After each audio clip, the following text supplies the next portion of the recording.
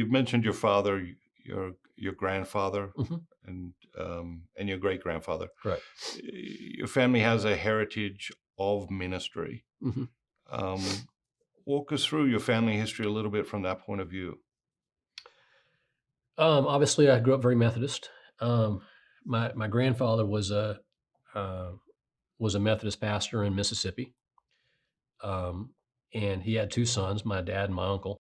I come from a very small family, and my uncle went into the Methodist ministry as well. And so, I just read an interesting book that a friend gave me. I think it came out 3 or 4 years ago. Called "Born of Conviction." Hmm. And it's not it's written by a historian, so it's a little dense. It's not spellbinding like a Ken Follett novel. Um, but it's a great accounting of the Methodist Church in Mississippi in the early '60s during the Civil Rights Movement, when uh, James Meredith integrated Ole Miss, first black kid to go to Ole Miss, and the state just went, nuclear. And the Methodist Church was silent, didn't say a word institutionally for about 6 months. And so a group of young pastors um, got together and they wrote a little statement that they had published actually in the New York Times and some other places.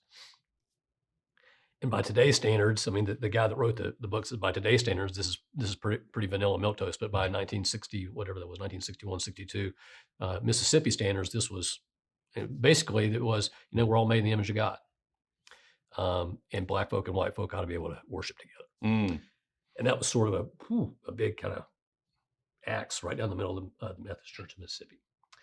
So my grandfather, I'm very proud of him, was a leader and really one of the 2 key leaders that's trying to kind of hold this together, but also help the church be the church, not be the white church, not be the segregated church, and to help the church become a better version of itself. Uh, so I'm proud of him for that. And the pressure was pretty high.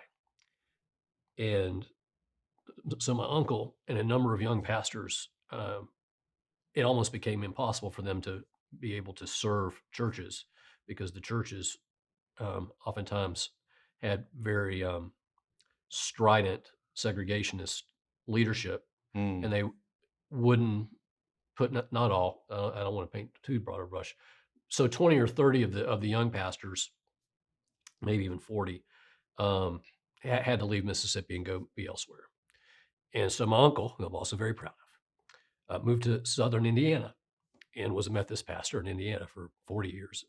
And I always remember the bishop um, in Indianapolis called up my uncle, Robert, and then my uncle's brother in law.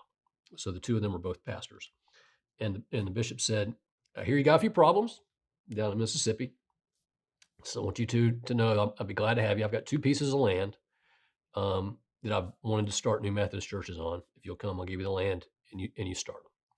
And so Robert did that and planted what ultimately became the biggest Methodist church in Indiana for a long time. So I grew up in that kind of church Methodist faith, Christian. My dad, as I said, was very, very shy. He was the older of the 2 sons, felt immense pressure to become a pastor, but would rather die than speak in front of anybody ever. Um, I remember at our wedding, at our rehearsal dinner, he had to get up and make just a little welcoming speech and say a prayer, and he had his notes, and it was painful to watch because he was just shaking like crazy. So he was a brilliant guy. He got a Harvard MBA back in the '50s, before that was a big thing, and decided that rather than making money, he was going to serve. He would serve the church, but not as a pastor. And so he worked at little Methodist colleges, kind of as their financial CFO, business manager kind of thing. So that's the environment or the terrarium that I grew up in.